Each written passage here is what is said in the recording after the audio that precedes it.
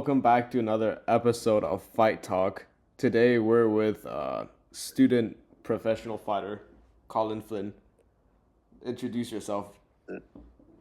Hello, my name is Colin Flynn. I'm a 72-year-old professional Muay Thai fighter based out of Hong Kong with a record standing at 5 wins, 1 draw, and 0 losses. So, since you're a student fighter, right? Today we want Right. to talk about what some things about how you became a fighter. Like, Mm-hmm. explain to us like what made you take this path as a fighter. Right. Um, well, like a lot of young teenage boys in general, I started doing some sort of exercises from a very, very young age. Around like 12 years old, I was doing like the push-ups in my room. I was doing like the core exercises in my room, everything like that. And I started training at my gym Tiger Fight Club about when I was 15 years old. And I think that came from almost as a place of insecurity because even though I had been exercising for several years and even though I was beginning to make some sort of progress with like weightlifting and like gaining muscle, all of this, there was still a very deep sense of insecurity when it came to just being around people in general. I think a lot of people would feel this way, especially like for a guy like me. I'm not that big of a guy. Like back then I was about 5'4", 5'5". And now I stand at a humble 5'6" on a good day. For reference, that's 106. That's 167 centimeters. So I'm not a very big guy. I don't have a very imposing frame, especially when you go to an international school where you're surrounded by a bunch of like the really tall white guys. Right? I'm not that big of a guy. So I always felt that people didn't take me as seriously as they would take like a taller person or someone that was bigger than me. So not only did I start training how to fight or learning how to defend myself, not just for the sake of knowing how to defend myself, but also just so I could walk into a room and not feel inadequate or not feel unprepared. So And what? and Yeah. people treat you differently if they have a certain level of respect for you, and I think like not just knowing how to fight, but proving it through competition is probably one of the best ways you can earn another person's respect. Yeah. And that is, in my opinion, invaluable. Yeah. To have another person's respect, and it's really hard to command that when you stand at a smaller frame. Yeah. This is So since you've been in the Muay Thai scene for a really long time, what do you think any of your perceptions of fighting have changed ever since you started? Like, have you ever thought differently of fighting like before and after you started training and fighting? That's a good question. Well, before I started like actually training, when I was younger, I used to get into a lot of fights, like in school, like on the street, on the playground, in the park, everywhere. I used to fight everywhere. And since I started training, I have not gone into a single physical altercation or a single physical fight outside of competition, outside of the gym. I've never had any sort of situations like that. And I think number one is because I understand the dangers of it. And I understand, especially when you get older, what real violence looks like. It's not anything like you see in the movies. It's nothing like if someone hasn't experienced like true, not just like, oh, he hits me. Like if somebody wants to like hurt you, wants to inflict pain on you, it's way different than any other people can imagine. And once you get older and situations become more dangerous, you understand that a lot easier. And when doing Muay Thai kickboxing, the sport is very deeply rooted in Thailand culture, which is very, very based around respect. It's very, very closely linked with this sense of respect, this sense of tradition. I think that helped shift my idea of fighting. Like in the beginning, all I wanted to do was hurt the other guy. I had complete disregard for everything, and I just kill him. And I approached fighting as a way so I can be better than everyone, so I can kick I kill everybody. And there's a time and place for that. There's definitely a time and place for that. Especially when you're a fighter, you need that sort of mindset sometimes to just go at it if you want to be the best. But when I started doing more and more competitions, and when I was exposed to higher level fighters, and I saw how they approached these sort of competitions and these certain fights and certain even altercations outside of the ring, it helped me shift my perspective of what fighting should be, inside and outside the ring, because those are two very, very different things. Fighting in competition, I believe there are no hard feelings. You don't how do I say this? You'll never understand a person as deeply as you would understand them during a fight, because that is their most raw and uncensored version of themselves. There is nothing more real than seeing someone push themselves to the limit, just completely giving themselves to the sport, just completely exposing themselves. Because especially when you do it on such a big stage, especially when you fight in a stadium, in an arena, you're putting yourself completely on display, basically in your underwear, fighting this other person who, if in any other situation, it's a fight to the death. Yeah, that's and if you're in the street fight, then this if you get knocked out, or if you start losing the fight, or if anything in a street fight, you would probably be dead. And there's nothing more real than that. And since you're sharing such a private and tender moment with another person, you're sharing the ring with this person, there's no level of respect that can compete with that. That's why I always make such a big effort after all of my competitions to connect with, or just make sure that my opponents know they have my utmost respect. Anybody who has the guts to step into the ring should have everyone's utmost respect, because I really can't think of anything else that would take more bravery, take more out of someone. Yeah. So, talking about going into the ring, during your first fight, how did that go? So, how did your first fight really change you as a person, and your perspective towards the sport, and your future in the sport? Like, how did it really? What did it do to you? Which you think is the biggest change? How it affected me. Yeah. I see. Well,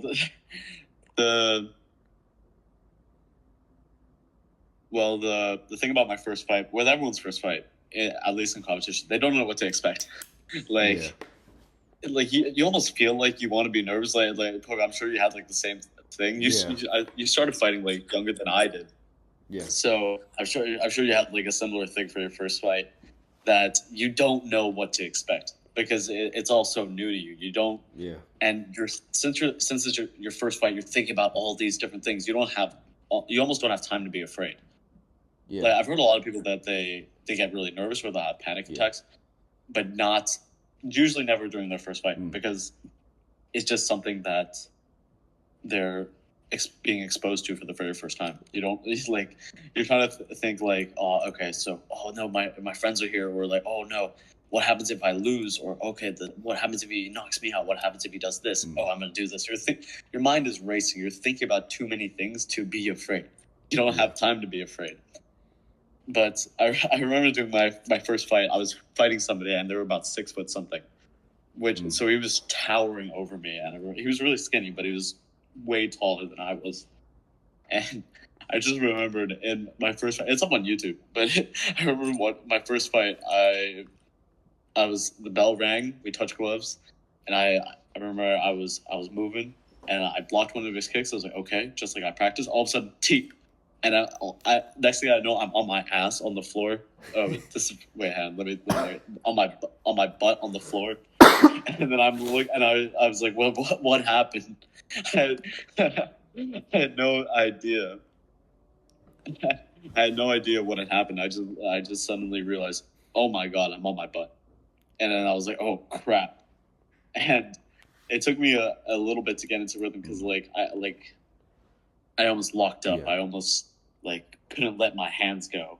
Like I was too afraid to throw punches. But then I started getting into rhythm at the end of round one, and in round two I just went out, didn't stop punching, very brawler style, very like drunken, aggressive style, and and then put him away in round two. And that's my only finish ever. TKO in round two. That's my only finish ever in all of my fights. Yeah. And I still remember that to this day. But I just remember like the sheer amount of panic and fear. I was like, holy crap, I'm on my butt in front of everybody. Yeah. I felt like a little. You ever been like a little kid and you're on the playground and all of a sudden you fall on your butt in front of like a bunch of girls and you're like, oh my god, that's exactly what it felt. That's exactly what it felt like, man. So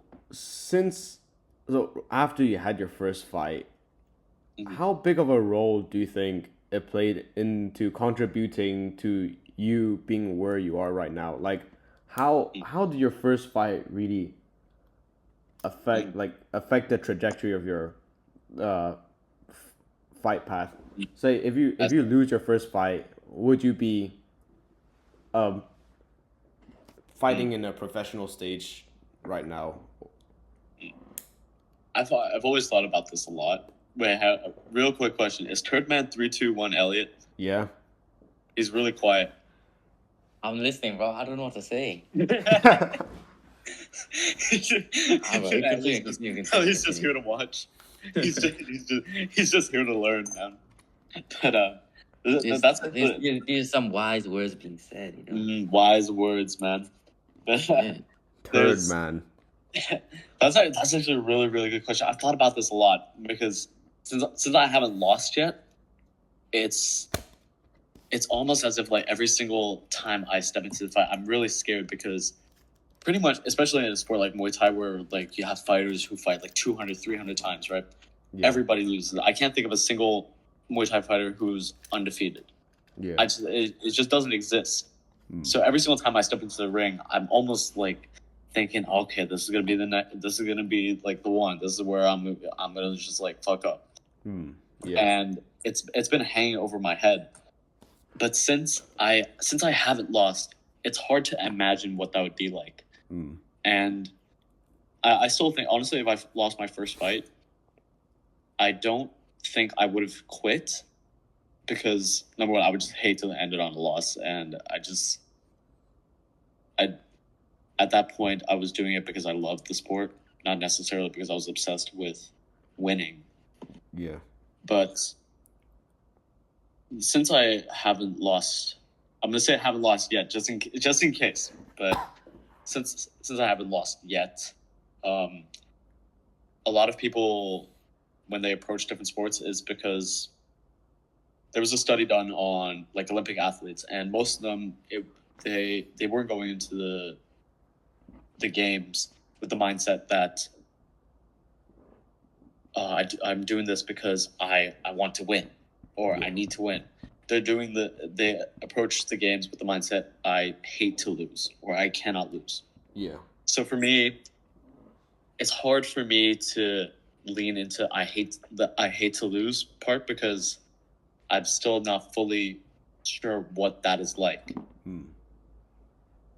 But to be honest, there were fights where I that I didn't necessarily lose, but I just wasn't proud of my performance, and that happens all the time, especially Yeah. with fighters. Like you're not.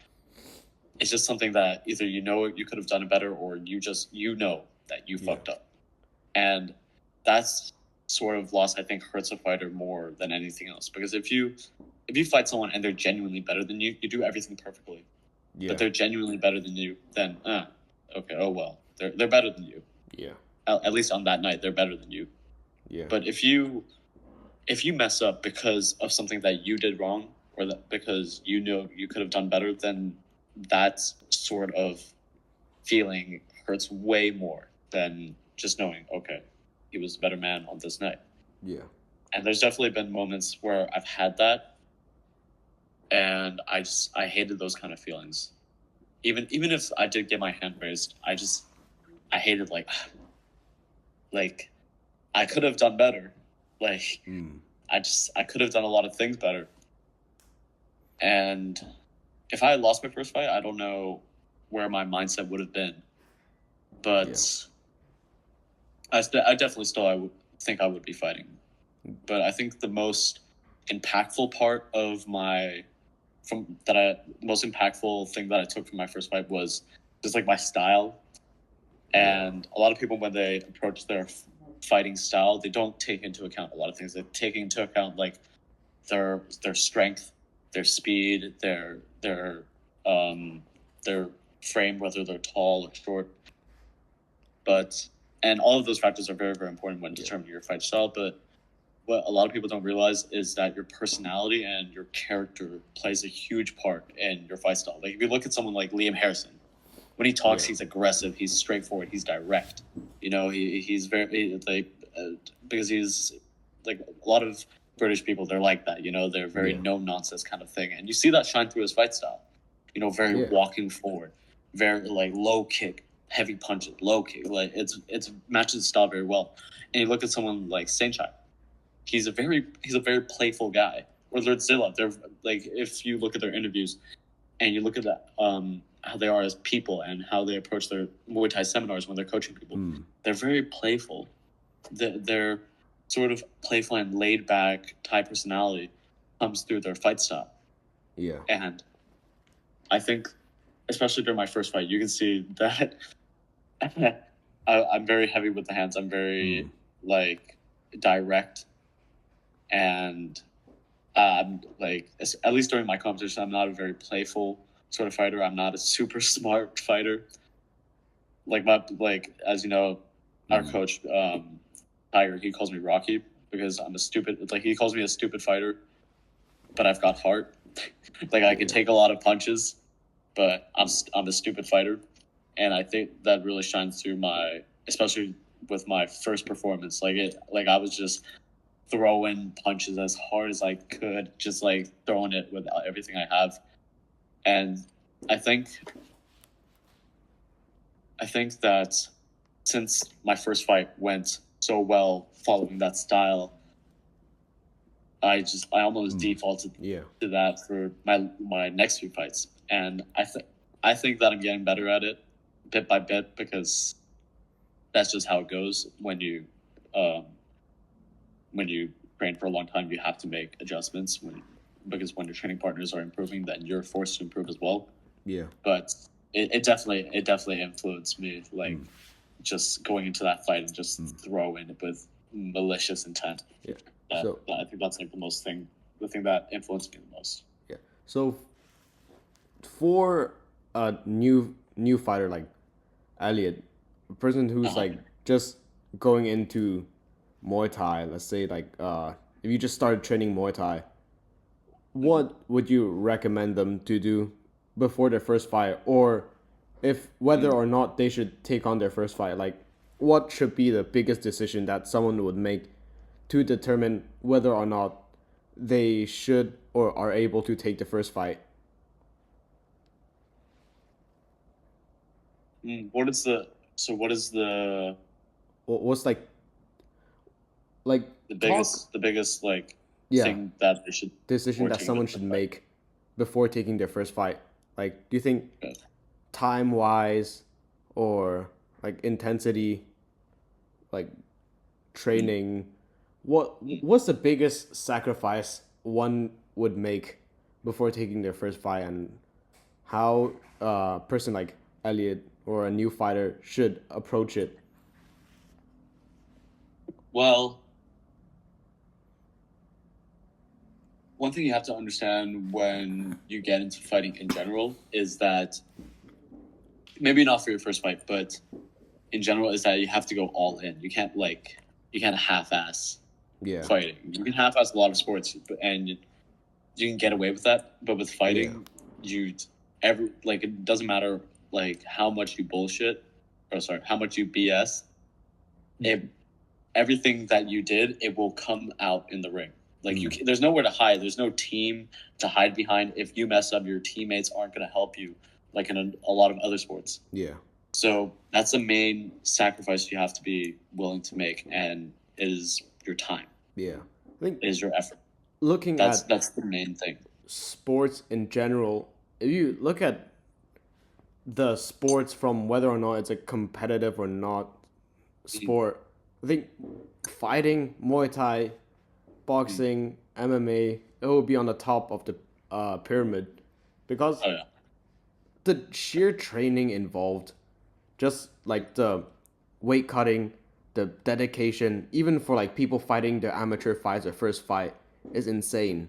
Training every day, every week for a month or two just for their first fight, and also cutting 5 kilos or above of water weight or something. Yeah. Like Uh-huh. Elliot, if you were to take your first fight, do like what do you think? What do you think of that? Like as a new fighter, what do you think that's a lot, or do you think a regular Joe could take it? Like what? If What do you mean? I don't understand. If Elliot thought it wasn't difficult, he would have taken his first fight by now. I don't understand. Yeah. Bro, I don't understand.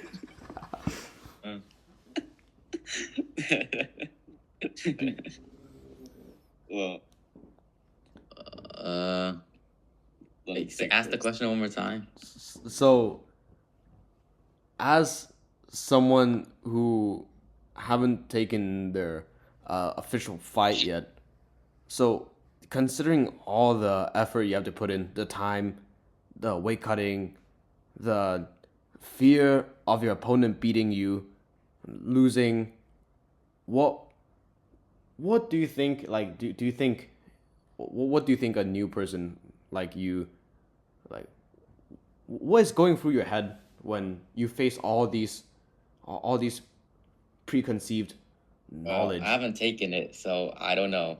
So as someone who haven't taken it, like what? So thinking about it. Thinking about it, what do you think? That's a good question, bro. He doesn't think. No, yeah, not a lot going up there.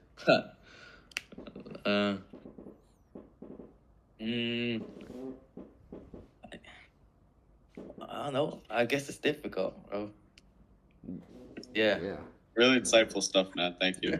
Thank you for that input. You really bring a lot to the conversation, man. Okay, bro.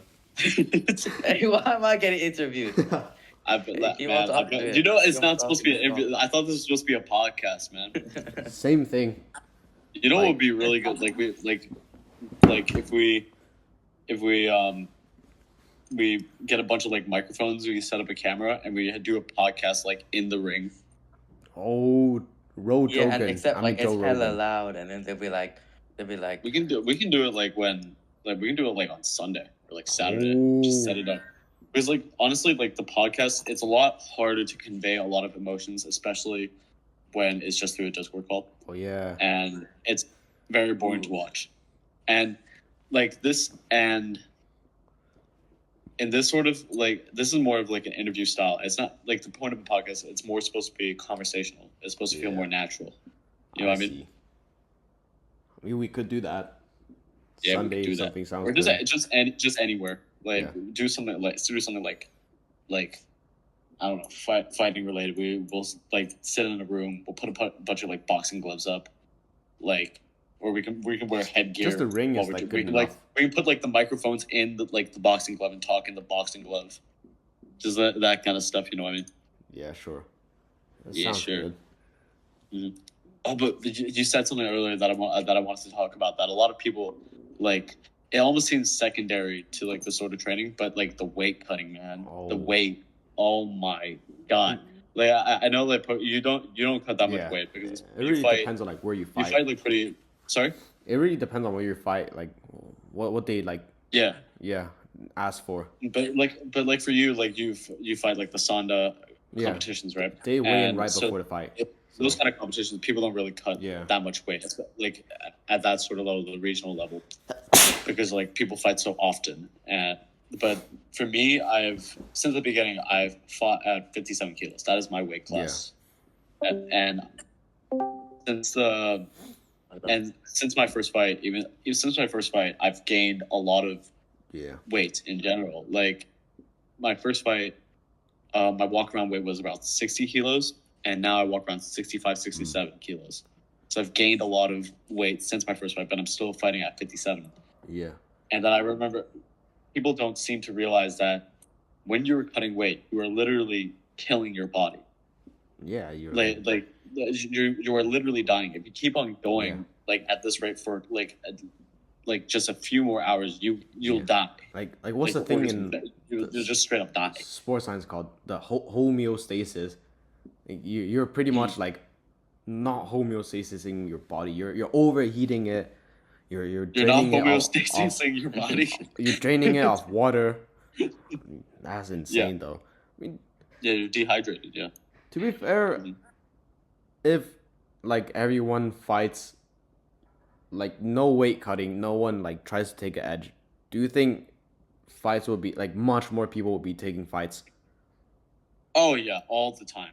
Like if I could fight at my walk around weight, I would be fighting all the time. It's just it's the weight because It's my insane. friend Vincent, he's on the Hong Kong wrestling team, champion. His wrestling coach actually put this in a very he actually explained this in a very good way. Like Vincent, he doesn't cut weight for any of his wrestling competitions ever. And one of my former opponents, Joe Lai, he doesn't cut or cuts very little weight, and because his coach told him to. And the reason why that is, according to Vincent's wrestling coach Masood, he said that he described it as imagine a book as your fighting career, right? Yeah. And every time you cut weight, you're ripping out a bunch of pages. Mm. And that's really scary to think about. Yeah.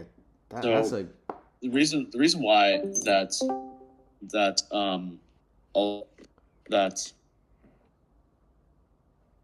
a lot of people don't fight as often because they have to cut weight isn't just because it's difficult. It is really difficult. It's one of the hardest things I ever had to do. yeah. But it's because that it affects your health, your body, your brain. It affects all of that. Mm. And a lot of people, some people, not a lot of people, very few people, they choose to not cut that much weight in order to be able to perform better during the fight. Yeah. And maybe there is some truth to that, but it honestly depends on your person. Like at this stage of my career, I've seen some very big guys at 57 kilos. I've seen some huge people, especially on the international stage. Mm. And Tiger, our coach, he wants me to. He said that my ideal weight class is 54. I cannot imagine me cutting down to 54 kilos. It just That's doesn't. insane. I can't imagine it in my head. But if weight cutting wasn't a thing, oh my god, I would fight every single weekend. Yeah. I really would.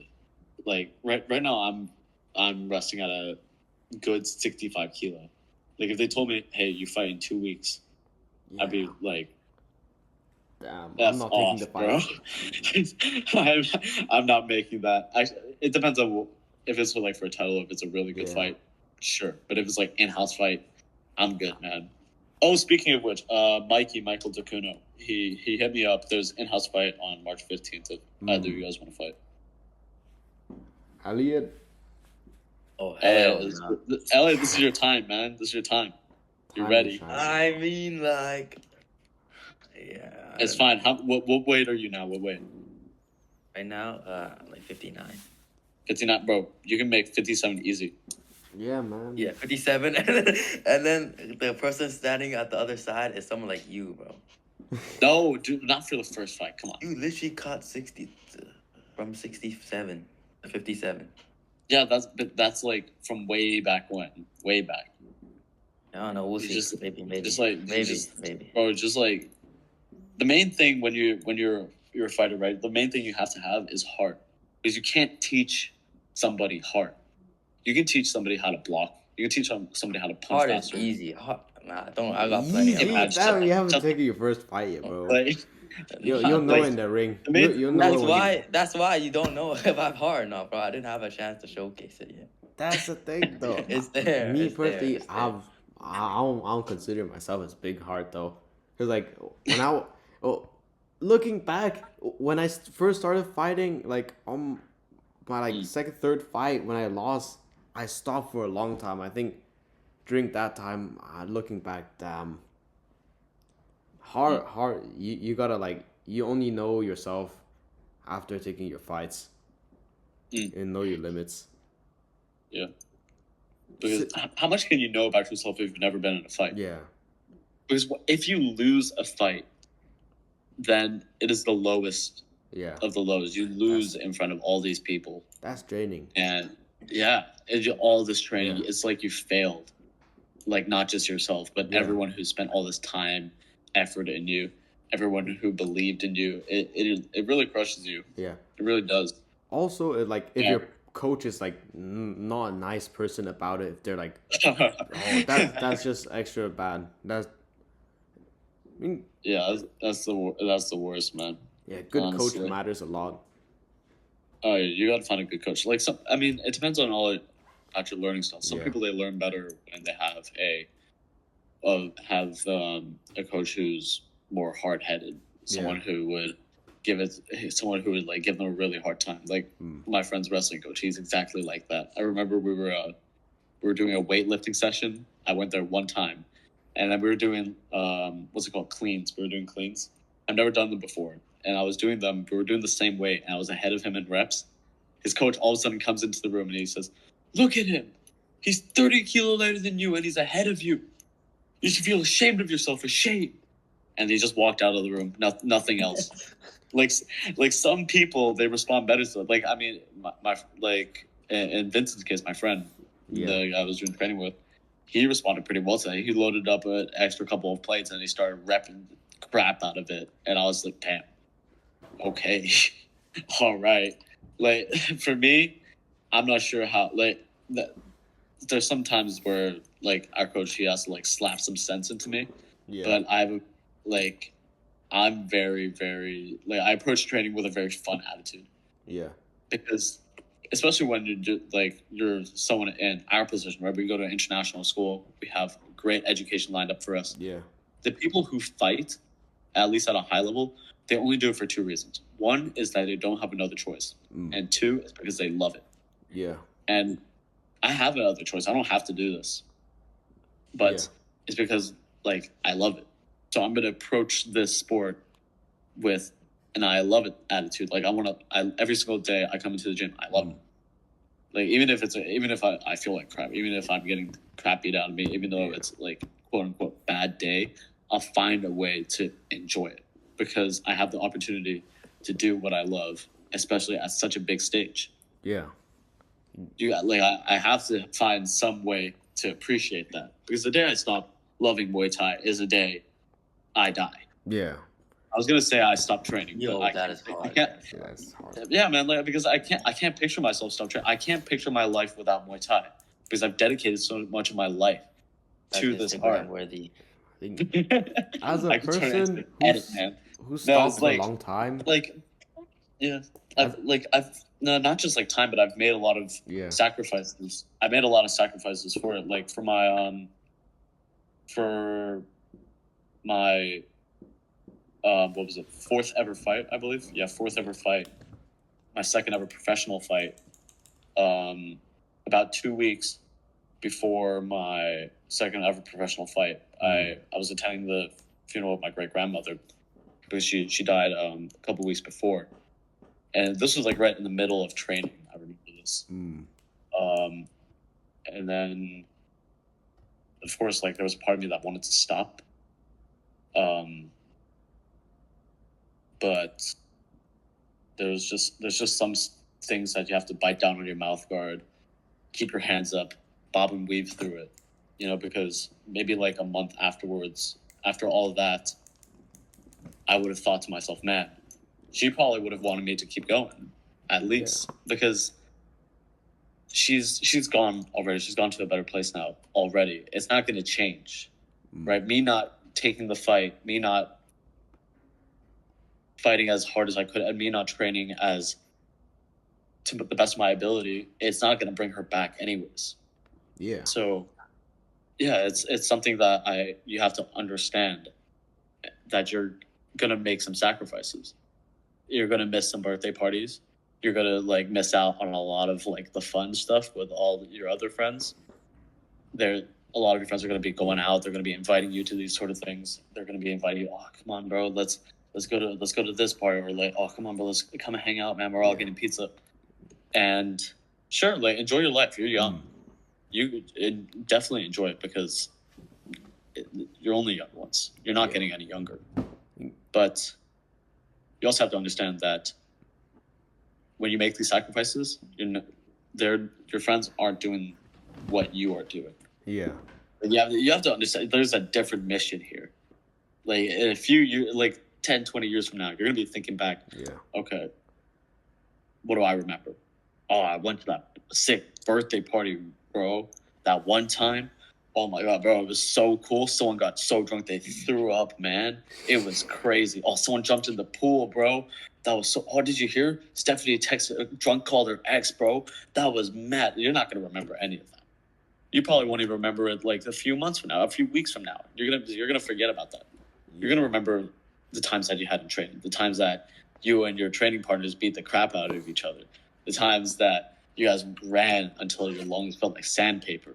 You're going to remember the times that you stepped into the ring, gave it your all, and got your hand raised while everyone is cheering your name. Those are the times you're going to remember. You're not going to remember any of that party crap. You really are. It really doesn't matter in the grand scheme of things. That doesn't mean don't enjoy your life, but that means just have something meaningful to do in your life. Like, Muay Thai is such a meaningful thing. So when I stopped training after my like first loss, during the time that I'm not training, like such a big part of me is just gone. I have nothing to do all day. Like a big chunk of my time just wasted. Yeah, I have like Muay Thai, not even fights, just training in general. It's such a big part of your life, such a memorable page or chapter of your life is insane. Like once you fight or you train, like I think you can make so much memories off it. Like because since it takes up so much of your life, Muay Thai becomes your life. The people who you train with become your life. It's part of your daily routine. Yeah.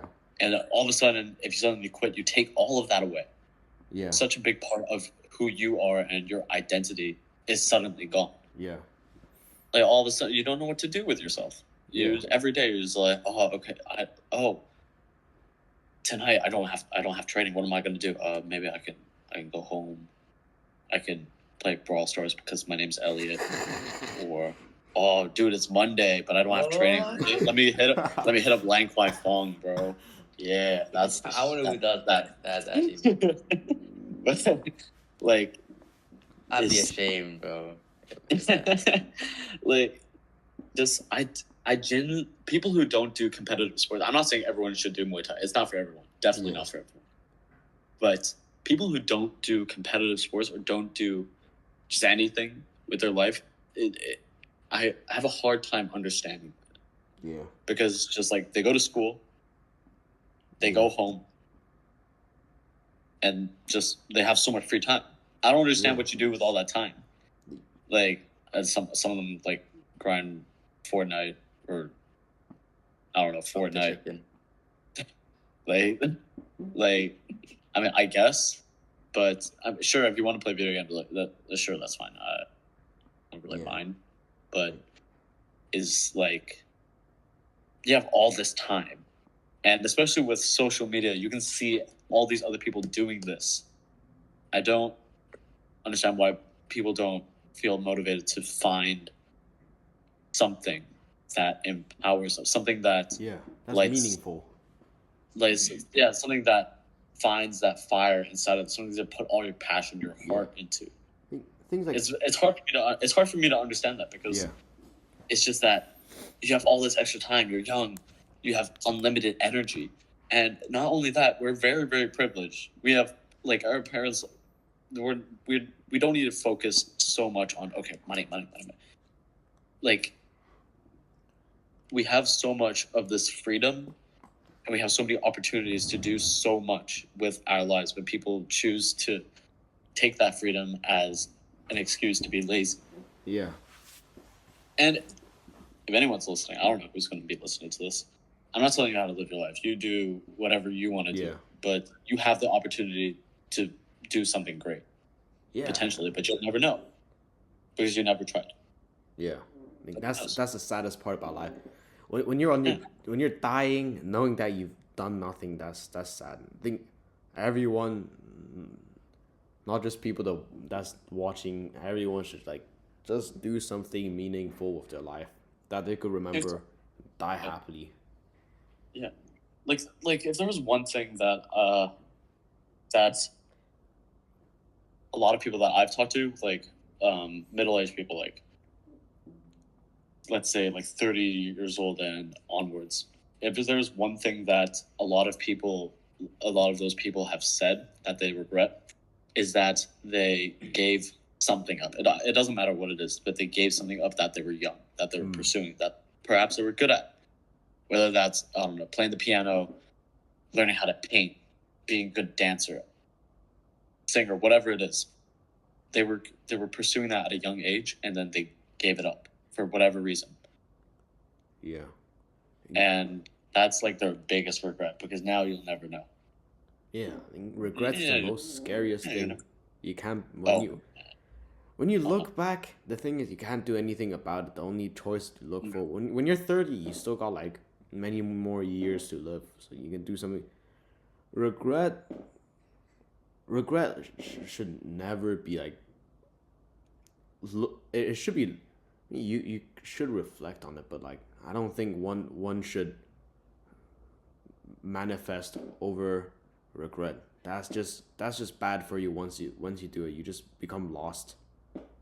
The only thing to do is like, you shouldn't strive for it. You shouldn't be looking to regret. And I'd rather feel regret rather than just. I'd rather feel regret. I'd rather sorry, my bad. Yeah. I would rather feel the pain of failing rather than feeling the pain of regret. Because either way, you're probably going to suffer. Yeah. Time-wise, I think we're going to wrap up for today. So, moral of the story, what was the thing that you said? I think the pain of regret is far greater than the pain of fail, because you'll never know. So, if shoot to the moon, and you land in the stars. Even if you miss, or if you miss the stars, you land in the atmosphere. That's still better than like. Okay, wait, ocean, but yeah. Let's just wrap up today. If you miss land among the stars, that's make a profound statement. Who ya Kai introduced the sound that'll ruin ya, screwing ya in more ways than Todd Smith be doing ya, pursuing the K to the O. It's like who in the hell left the gate open? In other words, you ain't ready.